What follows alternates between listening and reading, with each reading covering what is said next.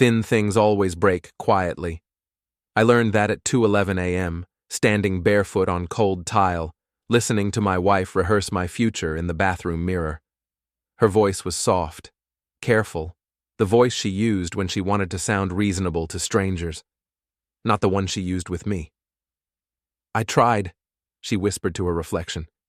"I really tried. But he just changed."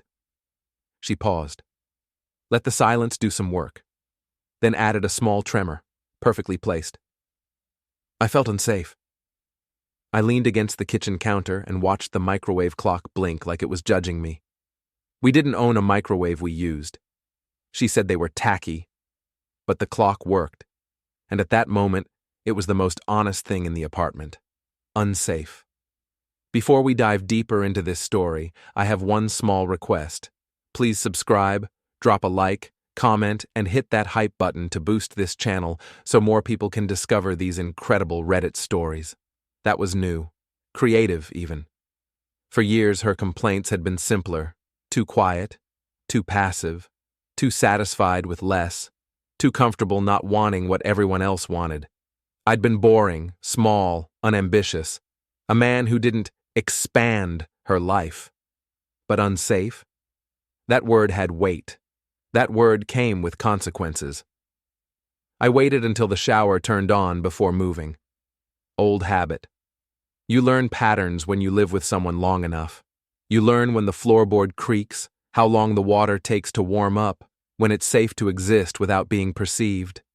Our apartment looked like a magazine spread that forgot to include warmth.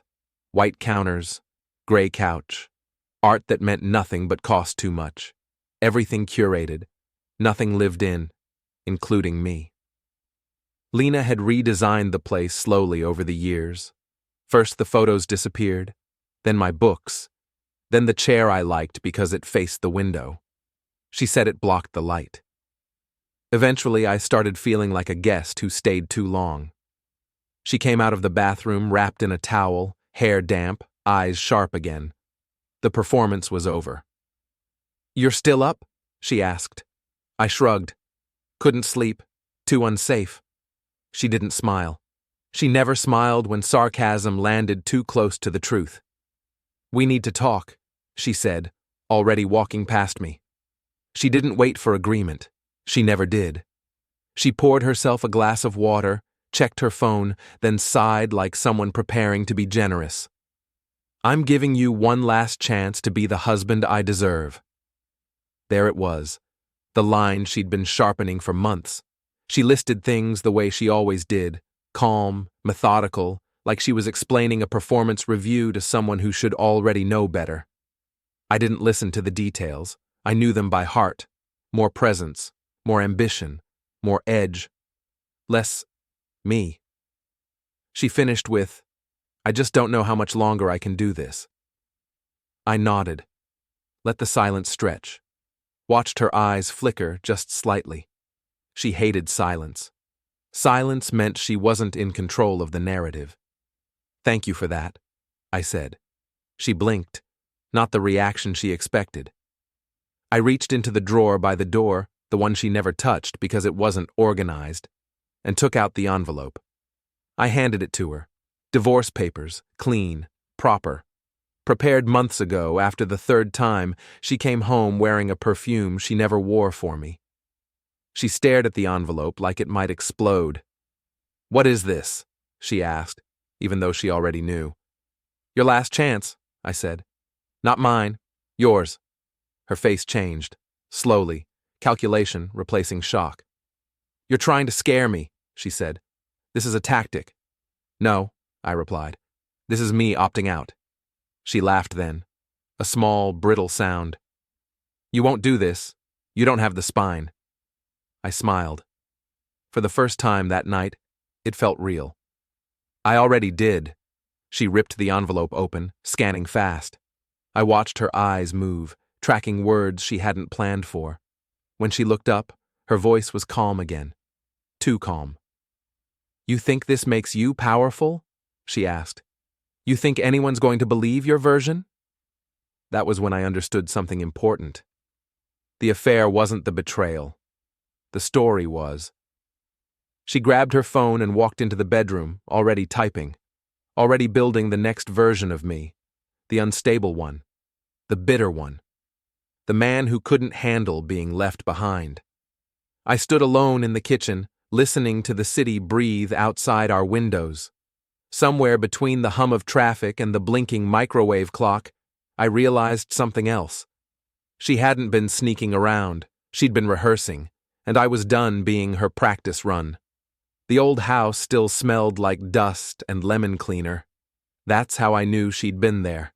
Not recently. Cleaners don't leave that smell when they're done properly. This was rushed. A surface wipe. Someone trying to erase fingerprints, not memories. I parked 2 blocks away and walked. Fog rolled in from the water, thick enough to blur streetlights into pale halos. Greyhaven loved nights like this. The city looked cleaner when you couldn't see all of it. The house sat exactly where I'd left it years ago. Narrow. 2 stories. Blue-gray siding that always needed repainting. We'd bought it early in our marriage, back when investment property sounded like a shared dream instead of a bargaining chip. Lena had pushed to keep it when we moved downtown. Just in case, she'd said. I took my key out slowly. Not because I was scared, because haste makes noise. The lock turned easily. Inside, the air was warmer than it should have been. That was the second tell. Heat had been on recently. I stood still, listening, counting breaths like I used to before walking into hostile boardrooms. No voices, no movement. I stepped in and closed the door behind me. The living room lights were off, but the hallway lamp was on, dim, yellow, wrong. On the coffee table sat 2 wine glasses, one with a lipstick smudge, the other cleaner, careless, masculine. There was a blazer draped over the back of the chair. Not mine. Too tailored, too confident. I didn't touch anything. People think discovering an affair feels like getting punched. It doesn't. It feels like confirmation, like finally seeing the punch coming and realizing you've been flinching for months. I heard footsteps upstairs, slow, unhurried. I moved without thinking, slipping into the small storage closet by the stairs. The door didn't close all the way, just enough to leave a narrow slice of vision through the slats. Lena's laugh floated down first. It wasn't the laugh she used with me. That one had rules. This was loose, rewarding. Then a man's voice answered her. Gavin Crowell. I'd met him twice. Once at a holiday mixer where he'd shaken my hand a second too long. Once at a charity brunch where he'd ignored me entirely. Now he sounded relaxed, at home. You worry too much, he said. He won't do anything. Lena scoffed. You don't know him like I do. That should have hurt more than it did. What's the plan? Gavin asked. There was a pause. I imagined her pacing, wine glass in hand, rehearsing even here. I'll give him one last chance, she said. That always works. He folds. And if he doesn't... She lowered her voice. I've been documenting things, just in case. My stomach tightened. Documenting? Comments? Reactions? Moments. She laughed softly. You'd be amazed what people believe if you say it calmly enough. Gavin hummed, approving. Smart. I need to protect my image, she continued. Your image. Northline can't afford a scandal. Neither can I, he said. Especially not with the board watching. I felt something settle in my chest then. Heavy, cold, useful. This wasn't a mistake. This wasn't desire gone wrong. This was strategy. I waited until I heard the bedroom door close upstairs before easing out of the closet.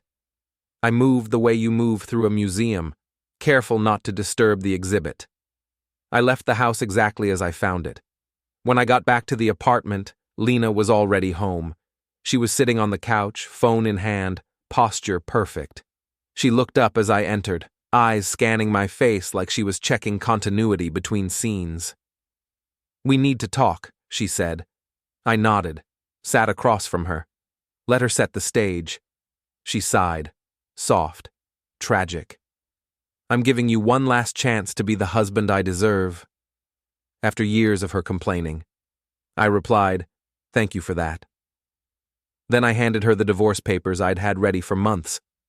When she realized one last chance wasn't mine, it was her final chance to leave with dignity.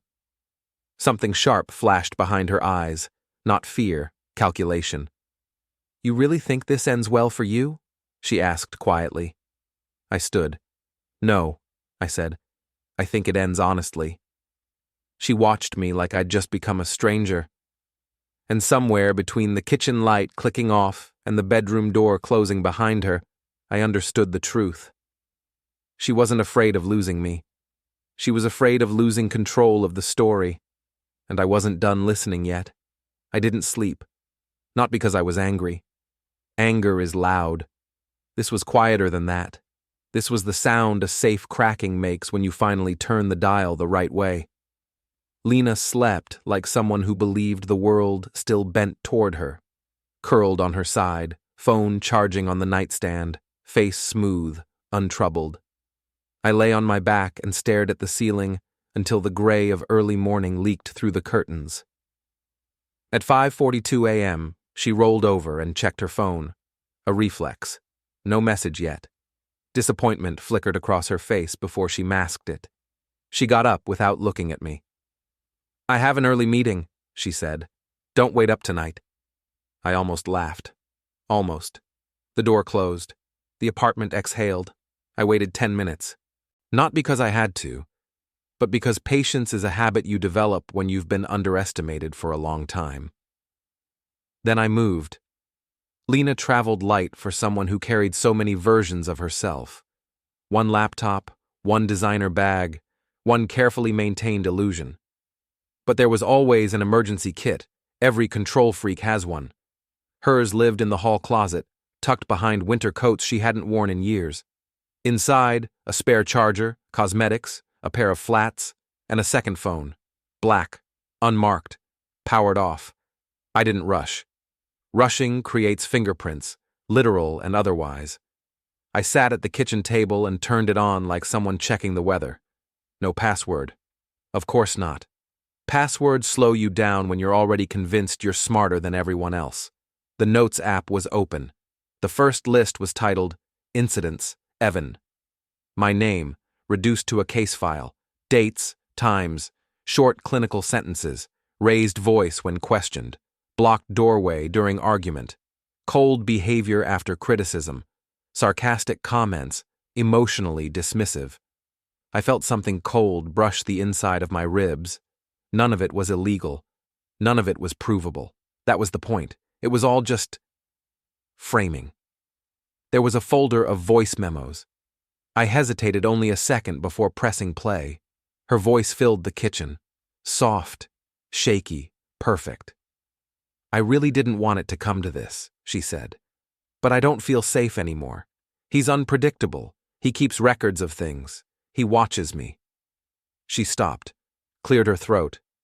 "No, that's too much. Try again." I turned the volume down, not because I was scared someone would hear, but because I didn't want her performance echoing any louder than it already was. This wasn't documentation. This was rehearsal. I powered the phone off and put it back exactly where I found it. Then I sat there for a long time, staring at the blank wall where a painting used to hang. The one she'd sold because it felt aggressive. I thought about Gavin Crowell, about the blazer on the chair, about the way he'd said he won't do anything. They were wrong about one thing. I wasn't doing this out of impulse. I was doing it out of clarity. My phone buzzed. A text from Lena. "Don't embarrass me tonight. It's important. No context, no details, just command." I checked the calendar she'd forgotten she shared with me months ago. A habit she never broke. Old muscle memory. Northline Media. Winter reception. Harborfront Hotel. Press Plus board. I pictured the room instantly. High ceilings, soft lighting, glass walls facing the water, valets, security, cameras everywhere, official and unofficial, a place where stories were born. I typed back one word. Okay. Then I opened my laptop and began building something else. Not a weapon, a stage. Because if Lena wanted a narrative, I was done being a background character in it. The Harborfront Hotel had a way of making people feel important the moment they stepped inside. Glass everywhere, marble floors polished so clean they reflected confidence back at you. Valets who remembered faces, not names. Security that smiled while deciding whether you belonged. I arrived early, not early enough to look desperate, early enough to look expected. Lena hadn't arrived yet. I knew because the lobby still felt neutral. No tension in the air, no sudden shifts in posture from staff who'd learned to read her moods. I stood near the bar and watched the elevator doors like a man waiting for weather to change. She came in through the side entrance, not the main doors. That was new. She was wearing black, simple, expensive. The kind of dress that didn't ask for attention because it assumed it already had it. Her hair was pulled back, sharp and controlled. She didn't look like a wife attending a work event. She looked like an asset. Gavin Crowell followed her 3 steps behind, close enough to matter, far enough to deny. They didn't touch, didn't need to. Their timing was synchronized in a way that intimacy teaches you. He said something to her that made her smile, not the public one, but the private curve of her mouth she never used on me anymore. I felt the familiar tightening in my chest, not jealousy, recognition. I stepped away from the bar and moved toward the elevator bank. I didn't want to confront them. Not yet. I just wanted confirmation, something solid enough to stand on when everything else tried to slide. They entered the service elevator. I followed, just close enough for the doors to stay open. Gavin noticed me at the last second. His eyes flicked to my face, widened, then narrowed. The smile vanished. "Evan," he said, too casually. "Didn't expect to see you here." Lena turned slowly. If looks could file restraining orders, hers would have. "You're not supposed to be here," she said under her breath. "I was invited," I replied. "Consulting." True enough. The best lies always are. The doors closed. The elevator began its descent toward the underground garage. Silence filled the small space. Thick, electric. Gavin shifted his weight. "You should go home," he said.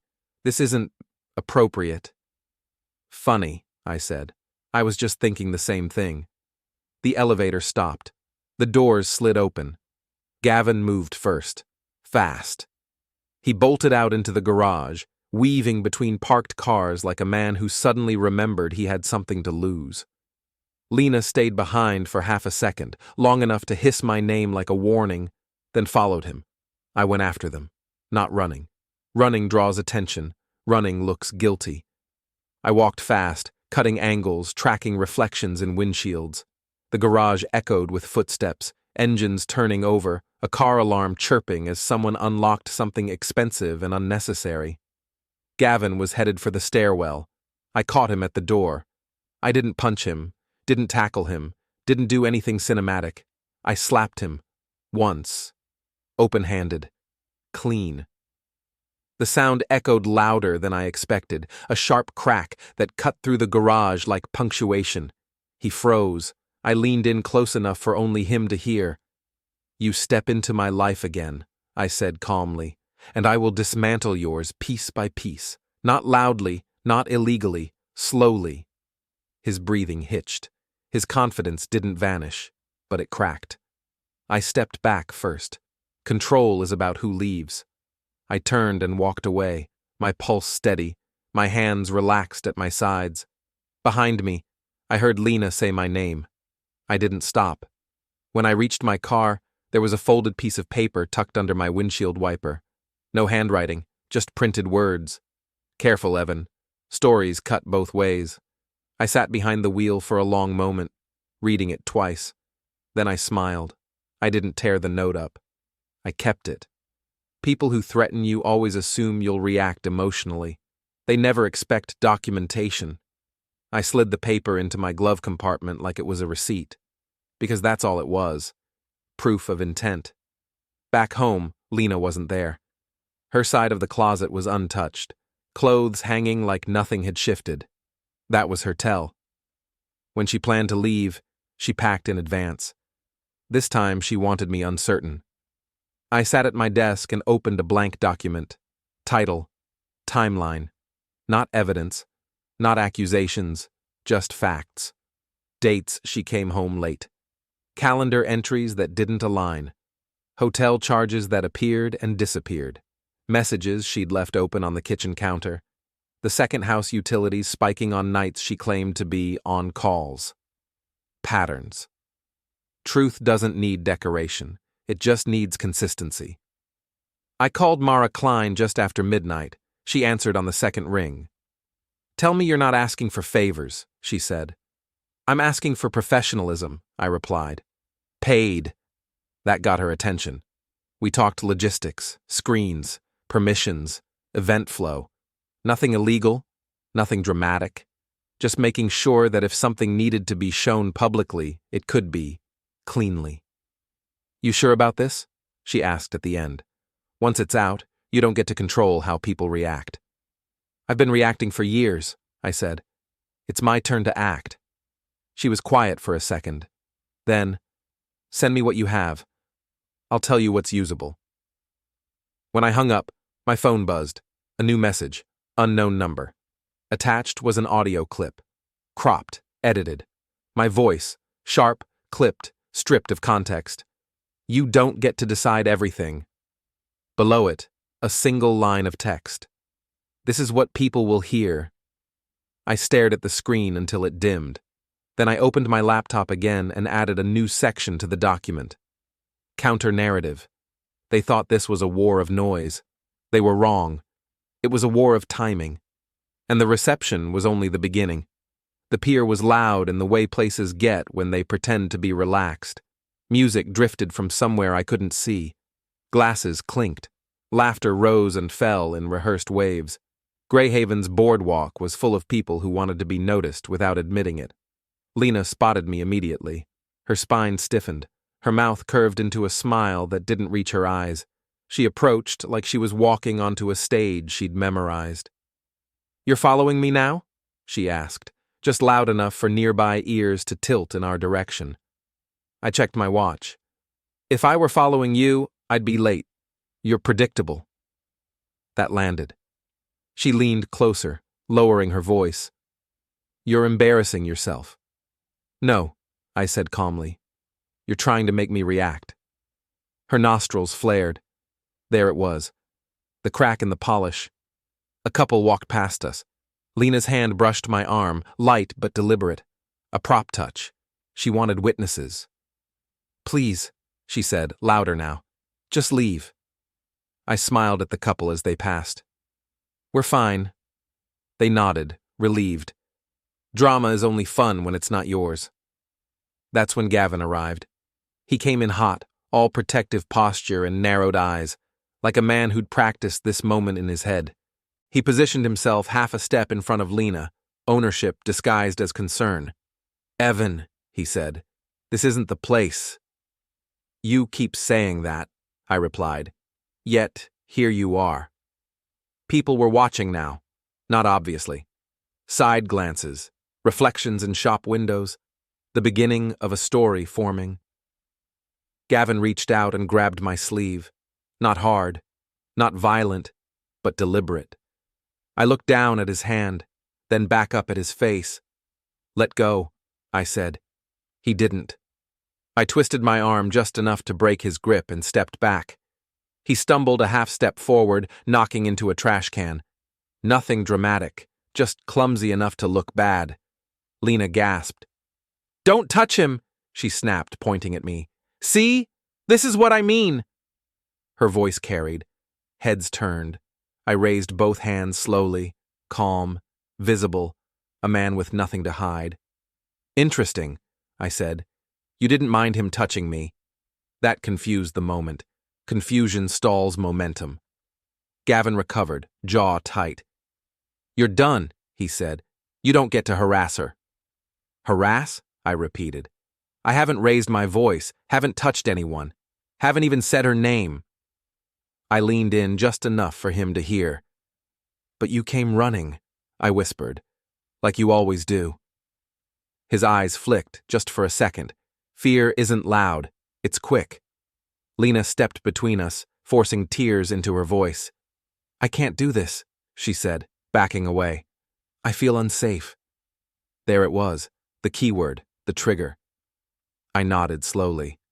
Then you should probably stop staging confrontations in public. She froze. I turned and walked away before anyone could decide who the villain was supposed to be. That night, the message came.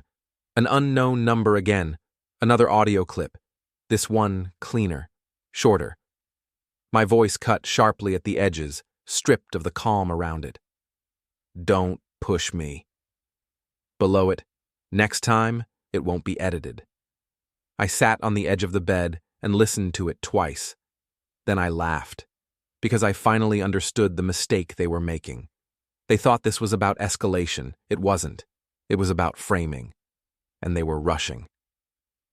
I opened the building's security app, the one tenants could access to review public area footage involving their own entry logs. I pulled the timestamps from the pier, from the garage, from my badge entries. I lined them up. My movements were boring, linear, predictable. Theirs weren't. At 1:14 a.m., Lena came home. She didn't say a word. She went straight to the bedroom, placed her phone face down, and lay there stiffly, like someone waiting for a cue. I stayed on the couch. At 1:37, she spoke into the dark. You scared me tonight. I didn't answer. At 1:38, her phone buzzed. She relaxed. I smiled into the darkness, unseen, because now I knew. She wasn't trying to win me back. She was trying to make sure when this ended, everyone believed she'd survived me. And the reception? That wasn't a risk for her. It was her safety net, which meant it was about to become something else entirely. The reception smelled like money and citrus polish, crystal glasses, soft string music, conversations layered over each other like a practiced illusion of importance. The harborfront ballroom was full of people who'd never been punched in the mouth by reality, and didn't expect tonight to be the night. I arrived alone. That mattered. Men who arrive alone get watched differently, especially by women who aren't. I felt eyes linger, recalibrate. I felt the room try to place me. Lena was already there. She stood near the stage, laughing with a board member's wife, one hand resting lightly on Gavin's forearm, not gripping, just enough to signal alignment, ownership disguised as coincidence. She saw me. Her smile tightened. She excused herself and crossed the room with measured steps, heels clicking softly against marble. When she reached me, she leaned in close, her perfume sharp and deliberate. Don't embarrass me, she said quietly. Please, just this once. I met her eyes.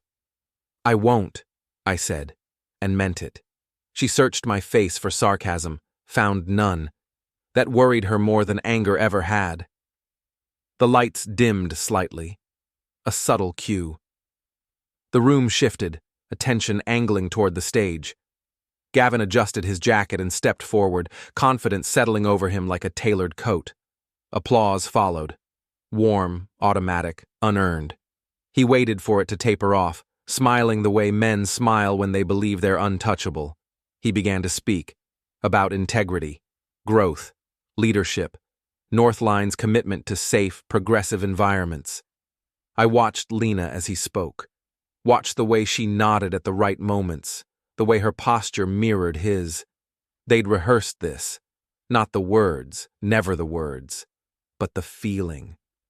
Halfway through his speech, I felt Mara move behind the scenes, not visible, just a shift, a change in the air. Timing is everything. Gavin reached the peak of his praise, thanking partners, donors, the board, and the screen behind him flickered. Once, twice, then stabilized. A black slide appeared, white text, incidents, internal notes. A murmur rippled through the room. Lena turned sharply, her face draining of color. The next slide appeared, A time-stamped list, short phrases, calm language, raised voice when questioned, emotionally dismissive, unpredictable reactions, gasps now, confusion. People leaned forward. Gavin stiffened. "What is this?" he snapped, turning toward the tech booth. The next slide played. Not video, not audio, a screenshot, a voice memo file list, titles visible, dates, Lena's name attached. Then one line of text appeared beneath it, devastating in its simplicity. Rehearsal takes, not incident recordings. Silence hit the room like a dropped plate. Lena stepped toward the stage. "This is private," she said too loudly. This is manipulated." The next slide answered her. A photo, public, grainy, hotel entrance. Lena and Gavin entering separately, seconds apart. Another, underground garage. His hand hovering near her back, then text again. Claimed, "Work meetings." Verified, "No scheduled events." People began turning, not toward me, but toward Gavin. Board members, legal faces, donors who suddenly remembered meetings they needed to attend. Gavin's voice shook. "This is inappropriate. Shut it down." Mara didn't move. The final slide appeared. One sentence, Lena's words. Transcribed. "If he doesn't cooperate, I already have enough to control the narrative. No names, no accusations, just truth. I didn't move, didn't speak, didn't need to. The room did the rest. Security stepped forward, not toward me, but toward the stage, toward Gavin. Lena stood frozen, mouth opening and closing like a malfunctioning machine. Her world had depended on calm delivery. This was chaos. I turned and walked away while the room still buzzed, while questions ignited like sparks. I didn't wait to see the fallout. Revenge doesn't need witnesses. The underground garage was quieter now. Echoes stretched long between concrete pillars. The smell of oil and cold metal replaced perfume and lies. Gavin burst through the stairwell door, face flushed, breathing hard. He fumbled with his pockets. "Looking for these?" I asked. I held up his car keys. His eyes widened. Panic stripped the last layer of arrogance off his face. "You, give those back," he said. "This is theft." "No," I said calmly. "This is delay." I walked past him to his car, squatted, dropped the keys neatly into the storm drain grate beside the parking space. They clinked once, then disappeared. He lunged forward, too late, dropping to his knees and reaching uselessly into the dark. I stood and brushed imaginary dust from my hands. "Touch my life again," I said quietly, and I released the rest. Lena appeared at the end of the row, heels abandoned, eyes wild. "You did this to ruin me," she hissed. I looked at her for a long moment. "No," I said. "I did this to stop you." Security lights swept across the garage. Voices echoed behind us. Gavin shouted into the concrete, rage collapsing into helplessness. I turned away. As I walked toward the exit, the sound followed me. Panic, anger, the sharp snap of a story breaking under its own weight. I didn't look back. The night swallowed me whole.